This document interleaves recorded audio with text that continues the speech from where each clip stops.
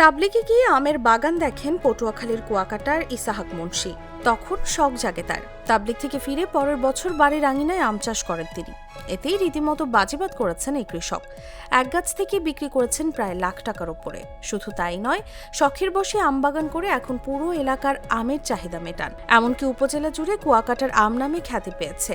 স্বাদে সুমিষ্ট, কীটনাশক মুক্ত এবং দেশি প্রজাতির হওয়ায় 100 থেকে 200 টাকা কেজি দরে বিক্রি হয় এই গাছের আম।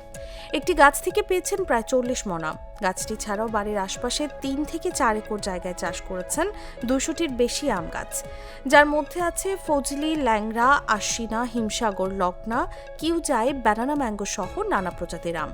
এসব আম 40 থেকে 200 টাকা কেজি দরে বিক্রি হয়। এলাকার যে কেউ চাইলে চাহিদা মতো আম নিতে পারেন। জানা যায় 2009 সালে কৃষক ইসাহাক মুন্সি তাবলিগে রাজশাহী গিয়ে দেখেন আম বাগান। পরের বছর রাজশাহী থেকে 50টি আমের চারা এনে বাড়ির আঙিনায় চাষ শুরু করেন।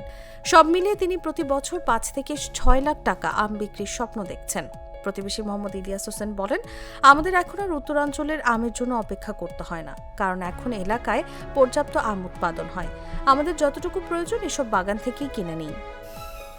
পটুয়াখালী যে একটা সাগর বিচ রয়েছে, তার পাশেই একটা নয়নবিরাম আম বাগান সৌন্দর্য রয়েছে। বা ইসাক সাহেবের আম বাগান, যদি আপনারা আসেন পটুয়াখালী, এসে বেড়াবেন এবং আম খাবেন। আমরা আম খেয়েছি, হ্যাঁ, এখন হিমসাগর আম পেকেছে, সেই আমগুলো আমরা খেয়েছি, খুবই মিষ্ট। তো আমাদের অনলাইন বিক্রি বলতে আমরা ফেসবুকে যে একটা পোস্ট করি, ওই পোস্টের মাধ্যমে দেখা যায় 1 মণ 2 মণের উপরে অর্ডার হয়।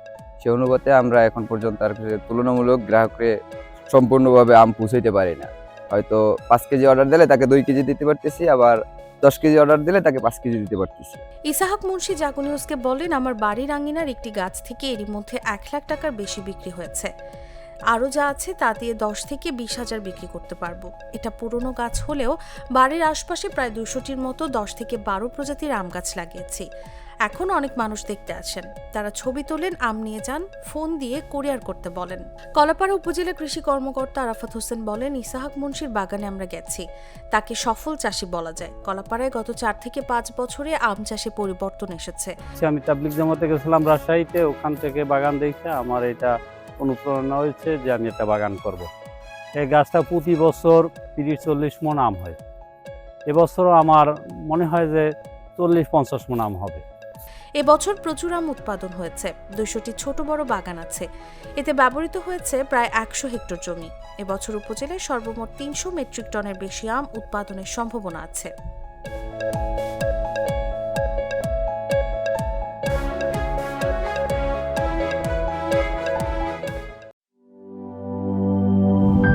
দুধার চকলেটে একাকার হয়ে ওঠা প্রাণ লেয়ার সম্পর্কের মিষ্টি ম্যাজিক।